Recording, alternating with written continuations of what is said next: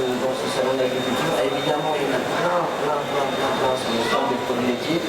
Là, nous avons des jolis panneaux que je vous invite à venir découvrir. Je vais faire des jeux, évidemment avec le grand public, tout au long de cette jolie foire. Moi, je vais vous les présenter. Je vais vous présenter un petit peu des panneaux.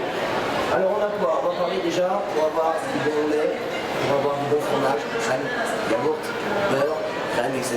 Les produits laitiers. Donc, il nous faut à la base des vaches. Il faut un éleveur, mais surtout il faut une très bonne qualité de lait. Ça c'est essentiel, n'importe qui, on a travaillé souvent avec Meilleur Prix France, fromager, donc n'importe qui de ces professionnels vous diront que si tu veux un bon fromage, il faut du bon lait. Donc évidemment, on a représenté nos animaux à travers ces premiers panneaux. 50, je mets des chiffres, quelques chiffres comme ça, c'est des chiffres que je donne au grand public. La moyenne des vaches est 50 à peu près par ferme, par troupeau. Il faut à peu près 1 hectare pour un seul animal, donc c'est en a 50, il faut à peu près 50 hectares. 1 hectare pour les enfants, ça représente tout simplement un stade de foot. Voilà, comme ça on a une belle image. Alors ce qui est important de tout ça, c'est que plus tu vas avoir d'herbe, et plus toi à Paris, tu vas être bien. D'accord? C'est pas simplement pour ton verre de lait, c'est pas simplement pour ton fromage, pour ton yaourt, c'est pas simplement pour tout ça.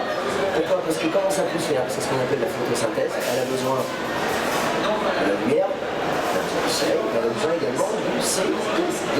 Comment on dit? Eh bien le sol, c'est pas du carbone. Ça dépollue l'oxygène. Voilà, c'est ce que je dis aux enfants pour être plus simple. Donc plus tu as, autrement dit, de vaches, surtout de ruminants, d'élevage comme ça, de ce type-là, comme les vaches, les brebis, les chèvres, plus tu vas avoir d'espace vert, plus tu vas pouvoir respirer. Mieux tu vas pouvoir respirer. C'est ça l'idéal, c'est ça l'essentiel. Voilà pourquoi on a aussi besoin de nos éleveurs. D'accord? Ça c'est important. Une vache, 2 traites par jour. 2 traites par jour, on va la traiter pendant à peu près une dizaine de mois.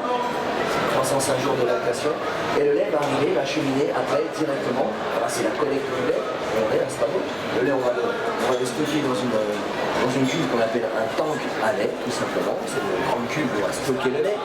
Donc une température bien précise, ça c'est important parce que si tu veux récupérer du lait au salon de l'agriculture, on vous offre la possibilité d'avoir du lait cru. Donc, tant mieux, ça vous permet de goûter ce lait. Ce qui est valable chez les éleveurs, mes petits loups, c'est valable chez vous. C'est-à-dire que si un professionnel s'est dit, moi dans ma cuve, dans mon tank, le lait je stocke à 4 degrés, c'est qu'il y a une raison. Alors c'est pour éviter que le lait s'abîme. Qu'est-ce qu'il y a dans le lait? Il y a des micro-organismes, il y a des bactéries lactiques. Ces bactéries lactiques, sous température ambiante, elles se sentent plutôt bien. Donc, elles vont grignoter le sucre du lait qu'on appelle le lactose. En grignotant ce sucre de lait, eh bien, elles vont dégager un acide qu'on appelle l'acide lactique. C'est cet acide qui fait tourner le lait. Ce principe, ce système, il diminue avec cette température. Voilà. 0, on le tue, on tue tous les micro-organismes qu'il y a dans le lait, donc surtout, on ne congèle pas le lait. Et entre 3 et 4, eh bien, on arrive à ralentir ce processus. Donc, c'est une bonne température. Ce qui est valable donc chez les l'éleveur, c'est valable chez vous. Ce qui est valable dans nos frigos, on conserve le lait entre 3 et 4 degrés, surtout si c'est du lait cru. Voilà le choix. D'accord? Donc ce lait cru, comme il est évidemment très fragile, attention à lui, on le protège, on le garde dans certaines conditions. Même dans la cuve, dans ce temps, il y avait une panne à l'intérieur et ça tourne pour éviter que la crème ne remonte. Si la crème remonte dans la cuve, le collecteur ne prendra pas l'eau. Le lait, il est foutu, on ne peut rien en faire. Même là-dessus, tu vois, sur la texture, sur la valeur microbienne, tout est important. D'accord? On avance pour passer, évidemment, c'est un peu ce qu'on vient de dire, du pis à la traite. Alors, un pis, une mamelle, 4 trayons. Évidemment, chaque éleveur va nettoyer les trayons. Ça, c'est important, 2 traites par jour. On nettoie également tout le système de traite entièrement, du sol jusqu'au tuyau, etc., etc. La cuve, une fois que le lait est collecté, on nettoie, on désinfecte obligatoirement la cuve. Ça, c'était aussi important. Donc, nettoyage. J'ai les copains, les autres animateurs qui me font des coups derrière. Nettoyage obligatoirement du trayon. Alors pourquoi? Pourquoi? Parce que s'il y a un petit souci dans la mamelle, il peut y avoir une maladie, une infection mammaire. Oui, pourquoi? Parce qu'on travaille beaucoup sur cette partie-là. Donc ça peut arriver. Une infection, ça nous arrive, on est malade, la vache a très bien le droit de tomber malade, notamment dans sa mamelle. Le problème, c'est que si ça arrive, le lait va être malade. Si le lait est malade, on ne peut pas collecter le lait. Toi, tu ne peux pas boire du lait qui est malade. On doit boire du lait qui est sain. D'accord? Donc ça fait partie aussi du métier d'éleveur. Il nourrit ses bêtes, il les met au monde, il les nourrit, il les soigne, il fait attention à son lait. C'est une des priorités, ça c'est très très important. D'accord? Le lait aujourd'hui est considéré à plus de 90% comme un produit de qualité supérieure. C'est pas rien. En termes de valeur bactériologique, du lait cru, c'est bon, hein? Le lait cru, il sort directement du cul de la vache. Le lait cru, je pourrais tout simplement Le donner, on ne fait pas, mais on pourrait le faire. En nourriture, à des nourrissons dans une clinique. C'est pas rien, c'est pas tous les aliments, hein. On ne peut pas faire ça avec tous les aliments. Avec du lait, on peut le faire. C'est pour vous dire la qualité aujourd'hui à laquelle on est arrivé. Alors pour répondre, parce que je sais ce que vous allez me dire, oui, bah alors autrefois, moi j'allais avec mon poêlet, je prenais du lait comme ça à la ferme, on m'autorisait à le prendre, tout va bien, ça veut bien dire qu'aujourd'hui le lait, si l'éleveur ne nous le donne pas, c'est qu'il n'est pas bon. Ça nous énerve grave. Non, ça c'est pas possible, c'est même l'inverse. D'accord? Pour que le lait puisse être vendu, c'est ce qui va se passer en laiterie, on le verra après. Pour qu'un lait puisse être vendu, eh bien, tout simplement, il doit être analysé. Tout bêtement. Si l'éleveur doit vous vendre son lait, il doit l'analyser. Donc il doit avoir une patente sanitaire. Tout bêtement. S'il l'a, il vous le vend. S'il l'a pas, il le fait pas. S'il le fait, il est un peu fou.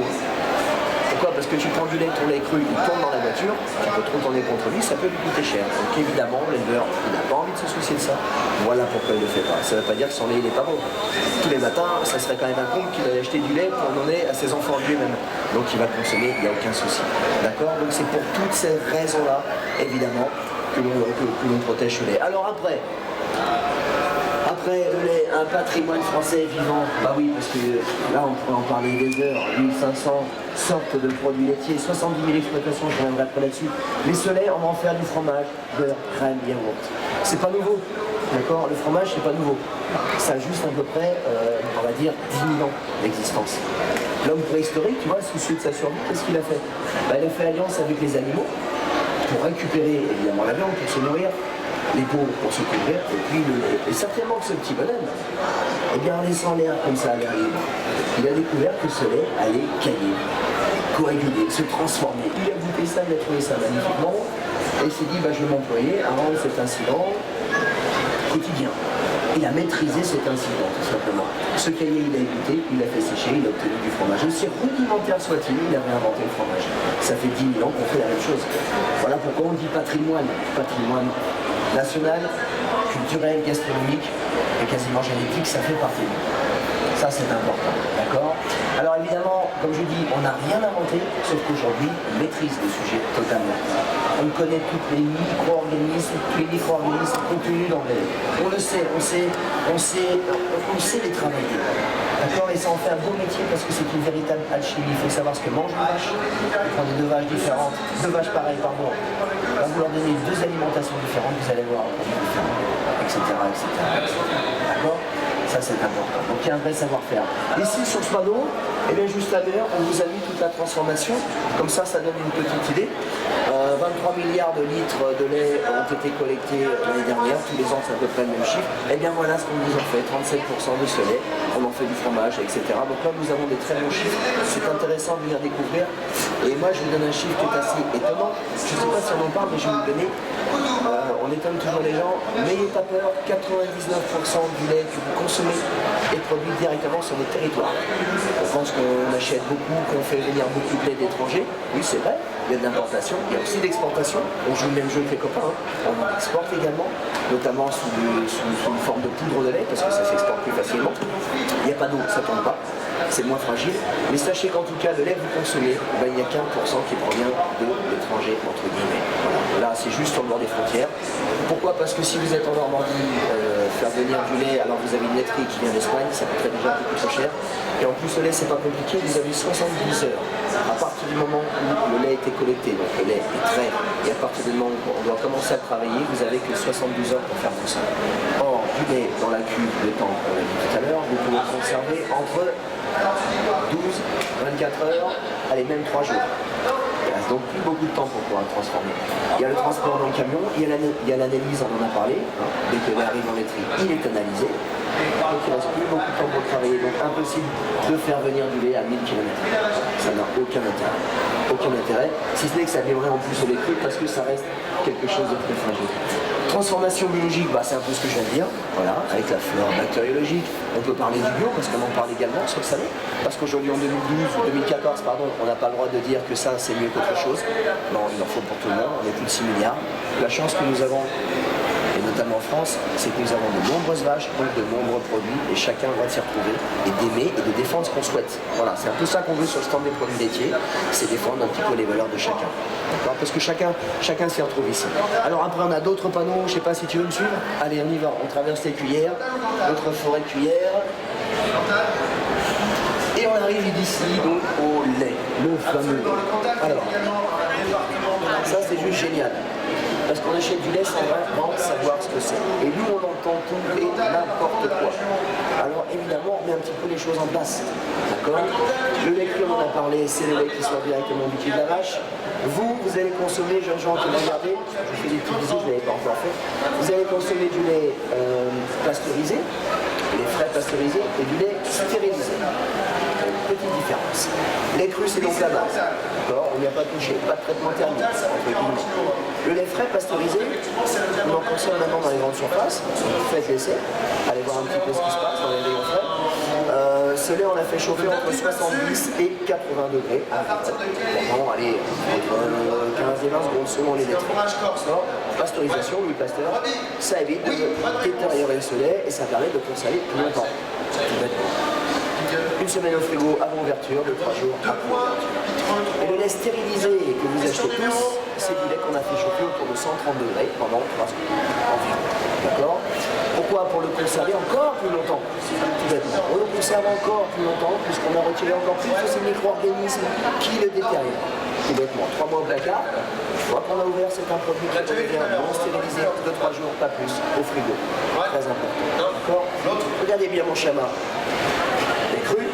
Frais pasteurisé, lait stérilisé. Et dans les deux jours, donc, nous avons la brique rouge, lait entier, la brique bleue demi-écrémée et la brique verte écrémée.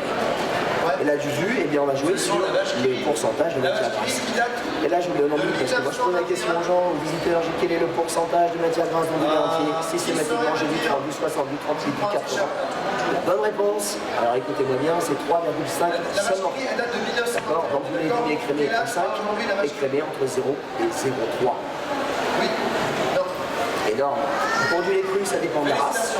On est entre 4 et 5%. Alors l'éleveur lui va dire je suis à 42 pour 1000 égale 4,2%. Moi c'est ce qui t'intéresse, mon petit copain qui est devant ton écran, c'est le pourcentage, c'est pas le pour 1000, on s'en fout, c'est le pourcentage. Autrement dit, ça veut dire quoi ça? Que le lait n'a jamais été aussi gras qu'on le dit. Donc si tu arrêtes de consommer la brique rouge de lait entier parce que tu penses que c'est trop gras, parce que tu veux avoir les jolies formes pour ton maillot de bain cet été, tu oublies. Il y a moins de matière grasse dans un verre de lait, dans un bol de lait que dans une bonne cacahuète que tout le monde reprend à l'apéro. Donc ça c'est méga important. Faites-vous plaisir, le lait entier a un peu plus de matière grasse que le lait crémé. Faites-vous plaisir. D'accord? La crème. La crème, on peut parler de la crème et du beurre en même temps, on peut faire, voilà, on peut schématiser ces deux tableaux. Pourquoi? Parce que l'un ne va pas sans l'autre, l'autre ne va pas sans l'un. On a du lait, comment je vais avoir du beurre? Il faut passer par l'étape de la crème.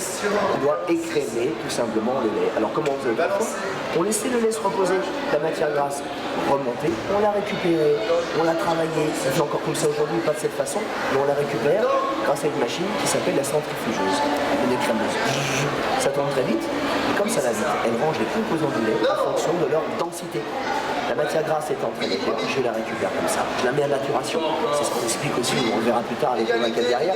Mais on la met en maturation avec des ferments et elle devient plus épaisse, plus onctueuse, elle perd de son acidité. J'ai mis ça dans un pot, ça s'appelle la crème fraîche. La crème fraîche, on va en faire du beurre, en même temps ça vous connaissez, dans une baratte. Et ça va taper dedans, ça explose, des petites molécules qui vont exploser entre elles, s'envelopper entre elles pour donner du beurre. Le petit liquide, le bas beurre, le lactosérum, on le jette, tout simplement. On en fait pour les Bretons du lait ribot, c'est du lait fermenté, tout simplement. Donc voilà, l'un ne va pas sans l'autre. Je parlais du fromage, le beurre, ça a au moins 5000 ans d'existence, vous voyez, ça fait partie de nous. Le fromage, on en a parlé, j'en ai déjà parlé un petit peu, on fait de nombreuses opérations ici. Moi, je disais tout à l'heure, ça fait 10 000 ans qu'on fait du fromage. Alors, on a mis un petit panneau avec quelques petits renseignements. Effectivement, 80% des Français consomment du fromage, 80% à raison, 25 kg par an. C'est énorme. Donc, on fait partie de ces Français qui aiment effectivement. Plus de 1200 fromages, 44 AOP, et nous avons un label rouge avec les mentales. Les mentales, c'est le seul label en France. 44 AOP fromage Avec les laitiers, on a avec cet herbeur et crème, on a une cinquantaine. Donc c'est énorme, c'est vachement bien. Sachant qu'en Europe, puisque l'AOP est une norme européenne, appellation d'origine protégée, nous avons 150 AOP laitières en Europe. Un tiers est offert en France. C'est énorme. D'accord. Donc nous avons de très bons produits qui sont très vieux. Je vous donne un exemple qui est les doyens des fromages. C'est le Cantal. Ça fait 2000 ans qu'on fabrique du Cantal. 2000 ans qu'on fabrique du Cantal dans la même région, avec le même savoir-faire. Alors on se dit, on va l'encadrer ce fromage avec une AOP, ce qui permet de le protéger. On protège le savoir-faire, on peut protéger la race, on protège son alimentation, on protège l'homme qui fabrique. Ça c'est important, parce que ça veut dire qu'on ne va pas le délocaliser, ça veut dire qu'il va rester avec nous. Voilà pour les petites explications. Et les produits frais après, ce sont tous les dérivés, c'est-à-dire le yaourt, alors il y en a plein, les desserts lactés, etc. Allez, une petite anecdote très rapide et très sympathique. Le yaourt en France, il est connu que depuis un siècle. C'est dommage, alors que c'est connu depuis la nuit des temps, notamment en Turquie, en Asie, etc. Nous on le connaît que depuis un siècle, depuis on s'est bien rattrapé, tant mieux, et les premières boutiques commercialisées, c'est sur les pharmacies. Et oui, en France, voilà, il y a à peu près un siècle. Je dis ça pourquoi? Parce que si on vend dans une pharmacie, ça veut dire que c'est considéré quasiment comme un médicament, entre guillemets. Ça veut dire que c'est bon pour nous. Je vous laisse réfléchir. Voilà, et on va se quitter là. Je crois qu'on a fait un peu le tour. Et je vous dis à bientôt. Suisse, non. La question est, je répète pour ceux qui viennent d'arriver.